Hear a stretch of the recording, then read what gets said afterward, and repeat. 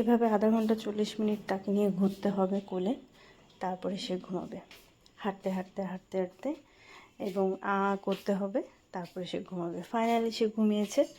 তো আপনারা সবাই কেমন আছেন?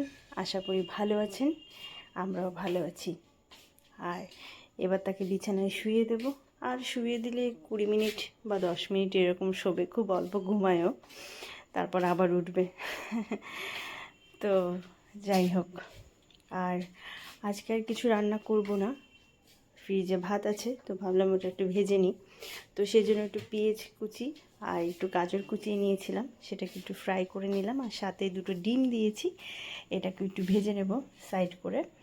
আর এভাবে ভাজলে না তেল কম লাগে, আর মানে সময়ও কম লাগে। আমি একটু শর্টকাটে করি হয়তো, এই জন্যে। অনেকেই করে। তো এভাবে ভালো করে ভেজে এর মধ্যে ভাতটা দিয়ে দেব, আর নুন দেব আর হলুদ দেব, আর কোনো কিছু না। কেউ চাইলে ম্যাগি মশলা দিতে পারেন, আমার ঘরে ছিল না তাই আমি দিইনি।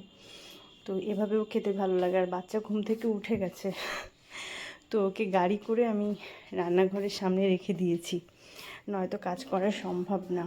ও এখন মানে হামাগুড়ি দেয়, তো খাট থেকে পড়ে যেতে পারে। আর এদিকে আমার ভাতটা ভাজাও হয়ে গেছে, খেয়ে নেব গরম গরম। এই আর কি। তো আজকের মতন এখানেই শেষ। সবাই ভালো থাকবেন, সুন্দর থাকবেন, সুস্থ থাকবেন, সাবধানে থাকবেন। আমার ভিডিওটা ভালো লাগলে লাইক, কমেন্ট, শেয়ার করবেন। আর আমার পেজটা একটু ফলো দিয়ে রাখবেন। সবাইকে থ্যাংক ইউ, টাটা। খেয়ে দেখি কেমন হয়েছে, ভালো হবে।